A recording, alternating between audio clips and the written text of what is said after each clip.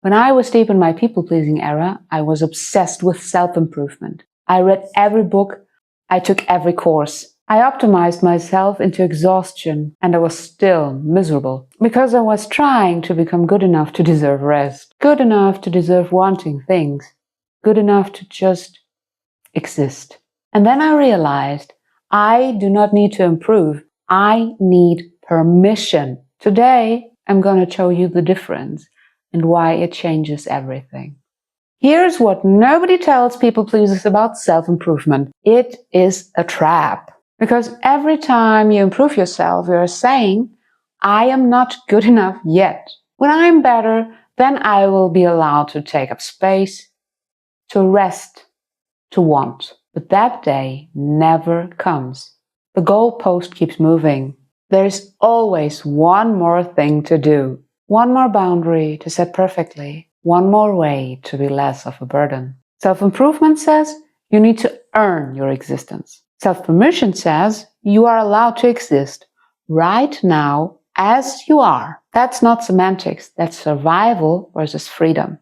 First step, notice when you're asking for permission that you do not need. Do you ask if it's okay to take a break? Do you apologize before stating a preference? Do you wait for someone to tell you that it is fine if you want something? That is the pattern. You've been trained to believe that your needs require external approval. So, name it. Out loud if you can. Say, I am asking for permission that I do not need. Naming it is not fixing it, but naming it is seeing it. And you cannot change what you cannot see. Second step, ask yourself, what permission am I waiting for? Are you waiting for permission to rest without collapsing first? Permission to want things without justifying them? Permission to say no without a 5-paragraph explanation? Permission to take up space without apologizing? Write it down if that helps. Not as an affirmation, but as a translation. You are translating what you have been asking the world to give you, so you can see you are the only one who can give it. Because here's the truth. Nobody is coming to grant you permission. You have been waiting for a permission slip that does not exist. Third step. Give yourself one small permission this week. Not as a big declaration, but as an experiment. Try this. Pick one moment where you normally would ask for permission or start apologizing. And just do not. Rest without earning it first. Cancel an appointment without explanation. Say, I don't want to instead of I cannot. This will feel dangerous. Your nervous system will panic. You will feel selfish, rude, and like you're doing something wrong. But that's good, because that means the pattern is breaking. You're not being mean. You're practicing being a person who does not need external validation to exist. Fourth step, a small ritual to seal this. Tonight, stand in front of a mirror, look yourself in the eyes and say, I give myself the permission to exist. If looking in the mirror feels too hard right now, that's okay. Close your eyes and say to yourself, that works too. That is it.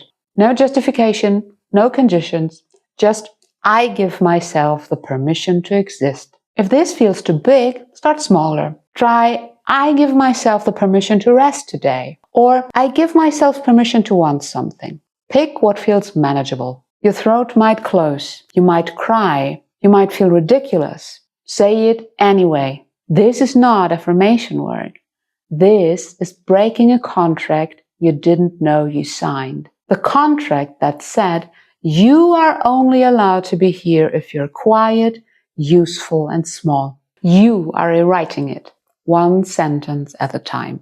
People worry that giving themselves permission will make them selfish or cruel. It will not. Selfish people don't worry about being selfish. You are not in danger of becoming a monster. You are in danger of staying small forever. When you give yourself permission, you stop performing for your right to exist. And that is when you actually start living. I am Jen, also known as the Witch of 1,000 Faces. I help sensitive souls to stop shrinking, and I help them to shed roles like the people pleaser, the quiet achiever, or the caretaker. If you are ready to stop improving and start permitting, subscribe. Tell me in the comments, what permission are you giving yourself this week? Remember, You don't need to be better. You just need to be allowed.